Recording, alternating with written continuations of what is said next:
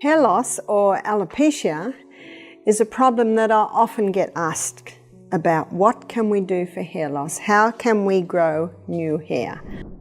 This is Barbara O'Neill, a famous health expert known worldwide. She strongly supports holistic and natural health, with many testimonials backing her methods.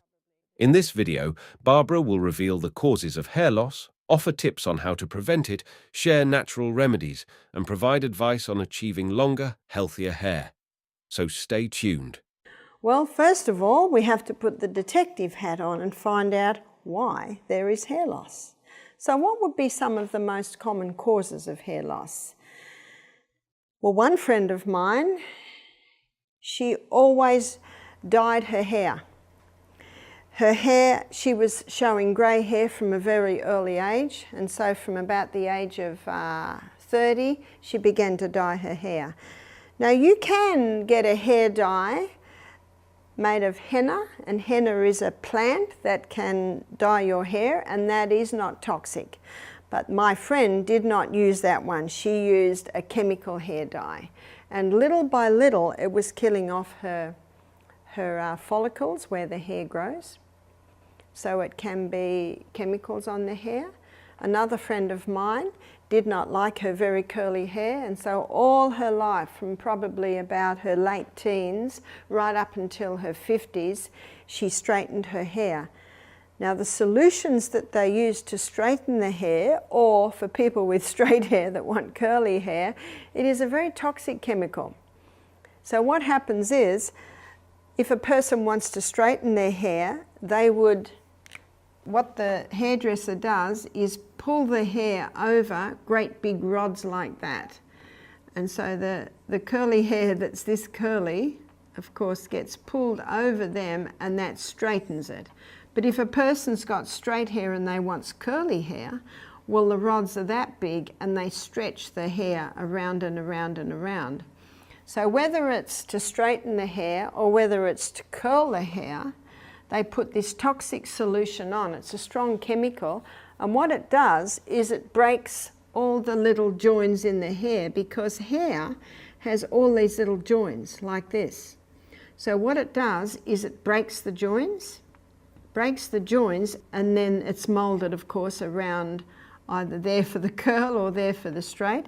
And then when all of those little bonds are broken and it's been stretched into a certain shape, they rinse off that chemical, and then they put another chemical on to set it. So to set the bonds together, and then that sets the hair structure as straight or as curly.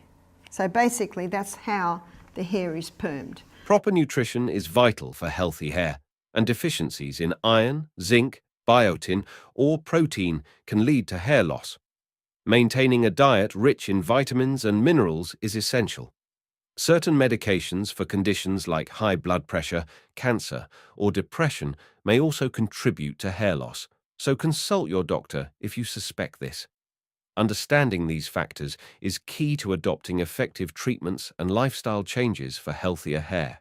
I have also seen in some areas where people braid their hair really, really tightly. You'll often see that they've got hair loss around here, where you've got that weight, you've got that constant weight on the hair, which can really just keep pulling the hair out, and then the follicles are damaged. So no matter how it happens, we must stop what is causing the damage. That's the first one. If you don't turn the tap off, you're still mopping up in the other corner. Sometimes I see hair loss in a hormonal imbalance. So if it's a hormonal imbalance, then the hormones must be balanced back again. Hair loss is often driven by hormonal changes. Fluctuations in hormones like testosterone can result in androgenetic alopecia, which causes hair thinning in both men and women. Disruptions in hormone levels during pregnancy, menopause, or due to thyroid disorders can also lead to increased hair shedding. Additionally, elevated cortisol levels from stress can cause temporary hair loss, which is called telogen effluvium. Sometimes high stress, if someone goes through a very stressful situation, one of the reactions can be hair loss.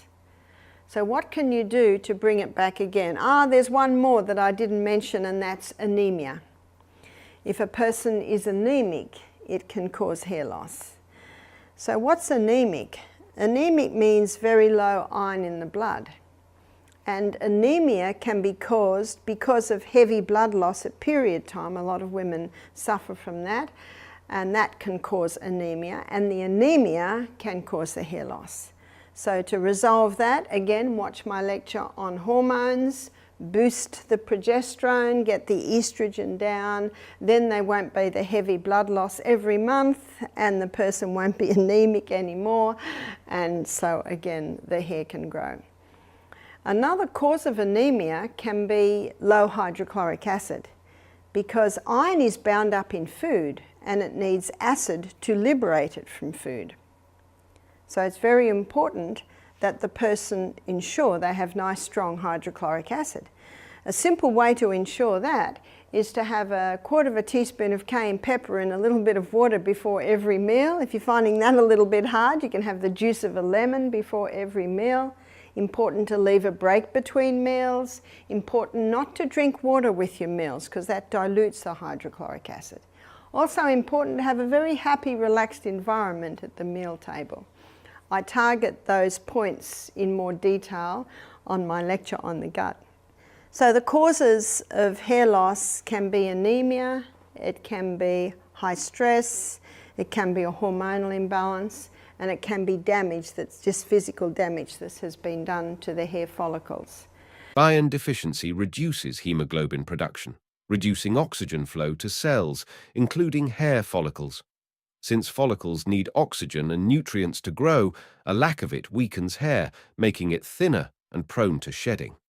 But what can you do to the scalp to encourage the hair to grow again? You can make a mix that you can put on your hair. And this mix is, let's make up the mix. So 1/2 cup of coconut oil and 1/2 cup of castor oil. Castor oil is a very thick oil, but castor oil penetrates deeper than any other oil. So when that is put onto the scalp, it penetrates even deeper. Coconut oil is a very nourishing oil. It's an antifungal oil, antibacterial oil. But what you also can put with that, so now you've got a cup of oil there. To that cup of oil, you can add 10 drops of rosemary essential oil. Rosemary is a herb that's specific for the scalp. Rosemary essential oil. So you could make up this mix in a jar and mix it very, very well, and maybe once a week you massage it into the scalp. Your hair will be very oily, of course, but you massage it into the scalp. Just even the massaging into the scalp stimulates blood supply to the hair follicles. That castor oil penetrates very deep, and wherever it penetrates, it can revive life into that area. And the coconut also is a very nourishing oil, and the rosemary essential oil stimulates. Every herb stimulates different parts of the body, and this rosemary herb is specific for the scalp. The massaging, so leave it in as much as you can. Maybe you choose a Sunday when you may be going to be home all day. And at the end of the day, you wash out. Now you might need to put shampoo on a couple of times to get all that oil out. Just use a little bit of hot water and then a nice amount of shampoo. Also good to know is that hibiscus flowers help strengthen hair by providing essential vitamins, minerals, and amino acids that nourish the scalp and support healthy growth. To use, crush 3 to 4 flowers with coconut oil into a paste, apply it to your scalp and hair, and leave it for 30 minutes before rinsing. For best results, repeat this treatment once or twice a week. And if it's still a little bit greasy, maybe shampoo it again. Now that brings us to the shampoo. There's something that you must keep right away from, and it's called sodium lauryl sulfate. Sodium lauryl sulfate is what's in many shampoos, And sodium lauryl sulfate kills the hair follicles. So it's important to take a magnifying glass into the shop and read the labels. In places like Whole Foods, Sprouts, Trader Joe's, where they have a lot of health foods, so they have a lot of supplements, and they have a more healthier brand of products. So have a look for a shampoo that has no, so we've got to make sure you realise no sodium lauryl sulfate, because the sodium lauryl sulfate is a chemical that causes the foaming of the shampoo, and that sodium lauryl sulfate has the ability to kill the hair follicles in the scalp. So please keep away from that. You can get some very nice coconut-based shampoos. When selecting a shampoo, choose sulfate-free formulas to help minimize hair loss and support scalp health. Seek out products containing biotin, keratin, vitamins, and essential oils. Ingredients like aloe vera, rosemary, and tea tree can further improve hair quality. Opt for shampoos that are both gentle and effective for the best care of your hair and scalp. Exercise. What exercise does is it increases the circulation of the blood to the extremities, and the scalp is considered an extremity. So exercise daily, especially the high intensity interval training. The high intensity interval training, because of the periods of very high intensity, that really gets the blood moving out to the extremities. So that should be done daily. And hydration, keep well hydration. Remember, the rule of thumb is 8 glasses to 100 pounds body weight. That's a good rule of thumb too, to know how much water to give the children. Nourishment. We need to nourish that scalp from the inside, because your scalp is fed by your blood. That's why when you exercise, you get more blood to the area. But when you get the blood to the area, you want it to be well watered. Exercise will automatically put the oxygen in there. And nourishment, we need to be having a high fibre diet, high fibre. We also need to be having generous amounts of protein. Here's your legumes, your nuts, your seeds. So generous proteins. Proteins are the building blocks of the body. And healthy fats. So there's your nuts, your seeds, your avocados, coconut and olive oil. Eating a diverse range of fruits and vegetables is essential for overall health, including scalp health. B vitamins, especially biotin, are crucial for hair health and can be found in foods like eggs, leafy greens, and whole grains. Omega-3 fatty acids, present in fish such as salmon, as well as flax seeds and walnuts, also support a healthy scalp. Sleep. You want to heal, you've got to get 8 hours. 8 hours, not negotiable, every night. The sleep is vital. The sleep is not negotiable. If you're not used to that much sleep, little by little by little, you can train yourself back into sleeping longer. Rome wasn't built in a day, but little by little by little, as you take those steps that are conducive to good sleep, breakfast like a king, lunch like a queen, light or no evening meal, going to bed early, soft lights, soft music, fresh air coming in, nice clean, natural fibre sheets and pillows, all of this is conducive to a good night's sleep. Getting enough sleep is essential for preventing hair loss, as it reduces stress and promotes hair follicle repair. Quality sleep regulates hormones like cortisol and melatonin, crucial for hair growth, and improves blood circulation to nourish follicles. A consistent sleep schedule is key for healthy hair. So we may as well start with hair. The colour of the hair, a lot has to do with genetics. My husband is white, and both his parents were white at 50. And my mother died at 51 with brown hair, and my father just passed at 92 with greying hair, but a lot of black. Now, there's my brother, then me, and 3 younger sisters, and none of us have grey hair, because from both sides of our family, there wasn't grey. Now, my father's sister, she died at 68 with brown hair, and at the funeral I saw my 3 cousins her sons that I haven't seen for a long time, and they're all grey. So they've probably got that a little bit from the father's side. So Michael and I are interesting because we're both extremes really. Both his parents white at 50 and my parents are not grey.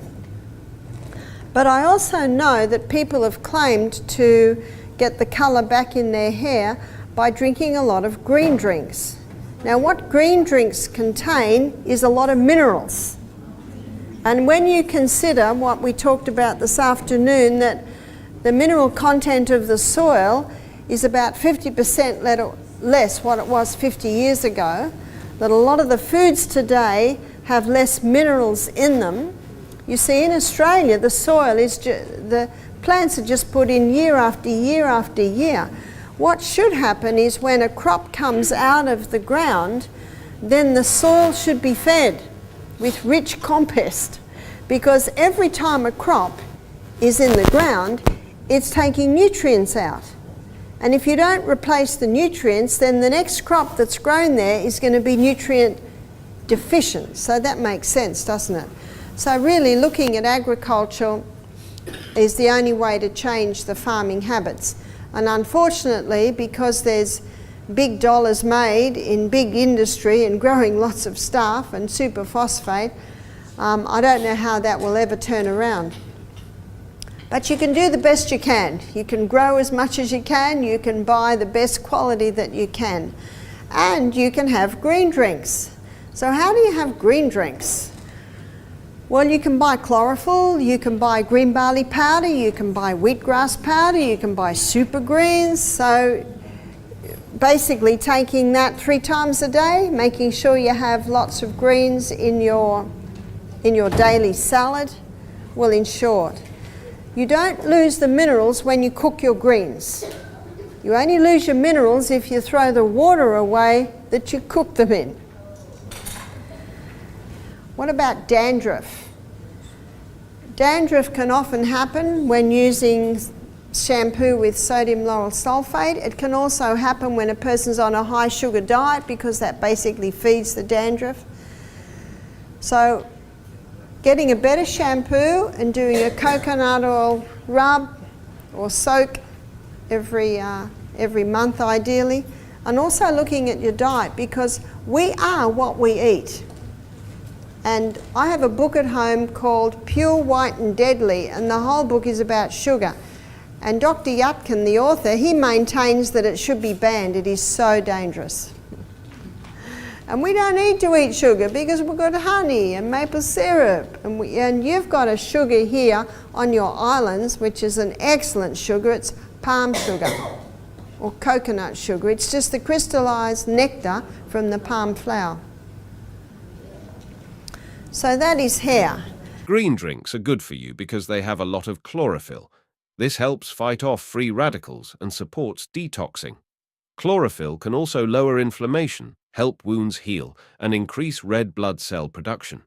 Plus, green drinks are full of important vitamins and minerals like A, C, K, and B vitamins, which are great for your health, immune system, and keeping your skin and hair healthy. Although green drinks won't stop your hair from turning grey, eating a diet rich in nutrients can help your hair by supporting melanin production and overall health. And that's it again for today, guys. I hope you found these insights helpful for promoting healthier hair and overall well-being. If you are suffering from hair loss or thinning, you can definitely do something about it by exploring the root causes provided by Barbara O'Neill. So if you have any questions or need further advice, please drop them in the comments below. Remember to like this video, subscribe to our channel for more valuable health tips, and explore our other videos for more ways to enhance your wellness journey. And as always, stay informed, stay healthy.